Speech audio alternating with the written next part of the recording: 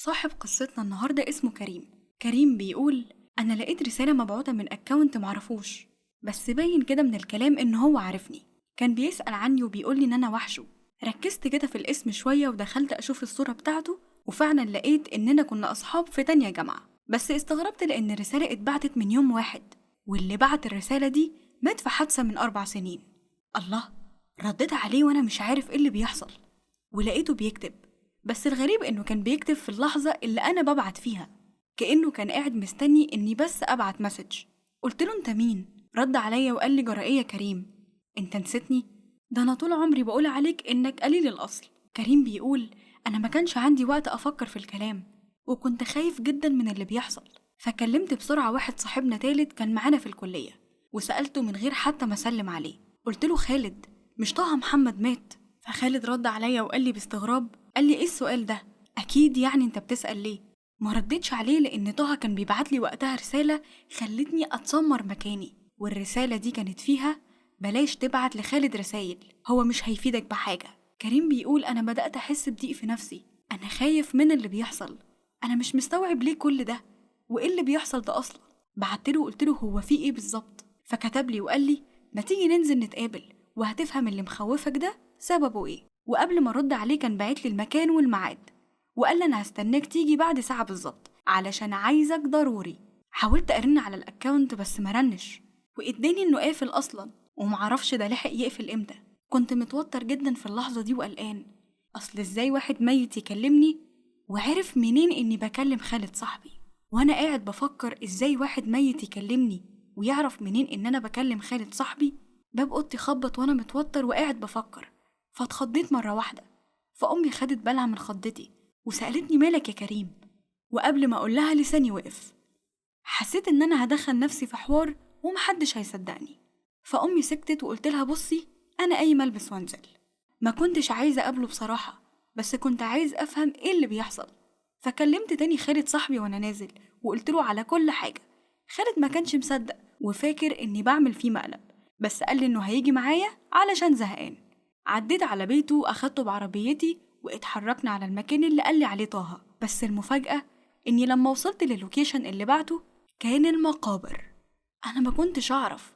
بصيت لخالد وهو بصلي وقال لي: ما تستناش، امشي يا كريم وسيبك من الهبل ده كله، طه مات من سنين يا ابني، مدفوق.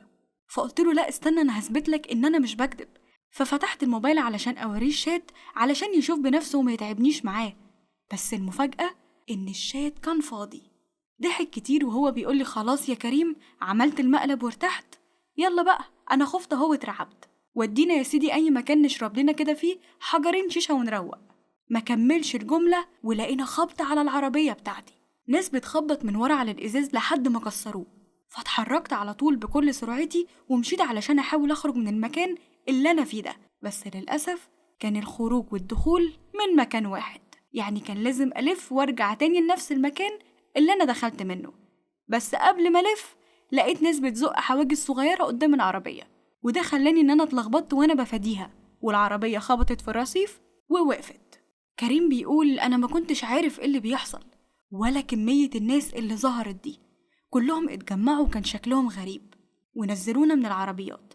نزلت على ركبي أنا وخالد وبصينا لبعض وإحنا مش عارفين نتكلم حتى، لحد ما لقيت شخص باين عليه إنه القائد بتاعهم بيضحك وبيقولي: مش قلتلك ما تكلمش خالد؟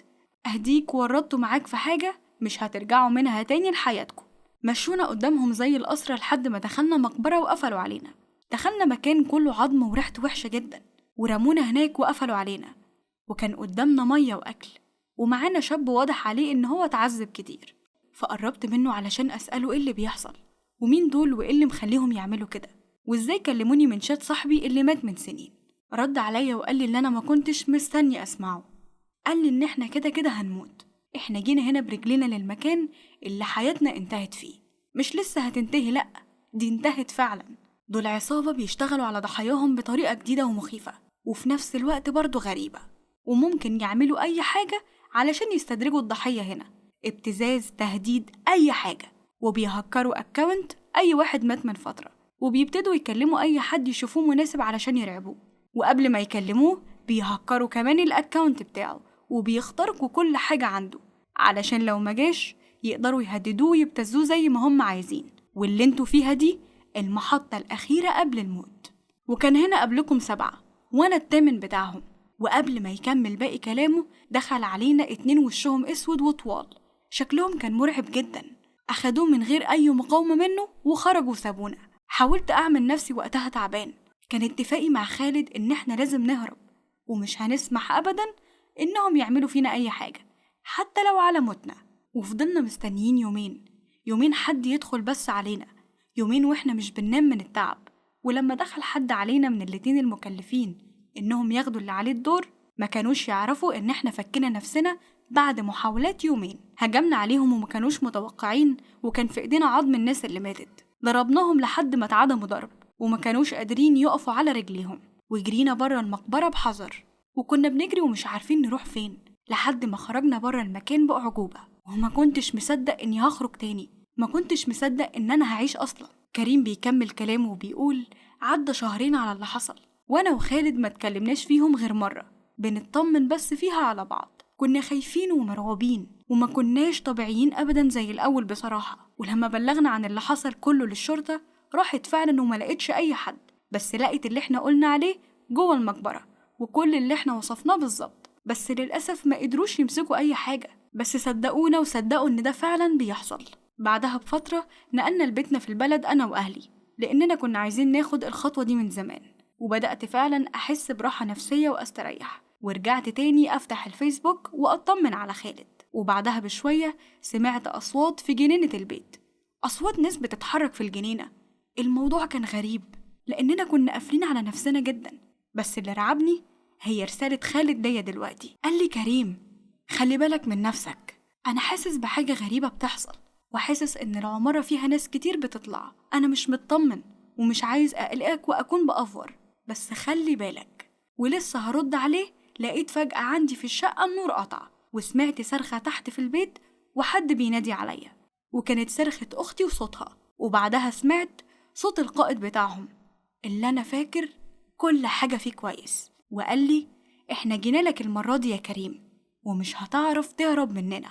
لما فتحت الفيسبوك تاني قدرنا إن إحنا نوصلك بكل سهولة. وكريم بيوصف حالته بيقول أنا بقالي هنا نص ساعة قافل على نفسي ومش شايف أي حاجة، ومش عارف هم قتلوا أهلي ولا عملوا فيهم إيه، ومش عارف حتى إيه اللي هيجرالي. بكده إحنا نكون وصلنا لنهاية القصة. اكتب في الكومنتات وقولنا يا ترى كريم ممكن يكون جراله إيه.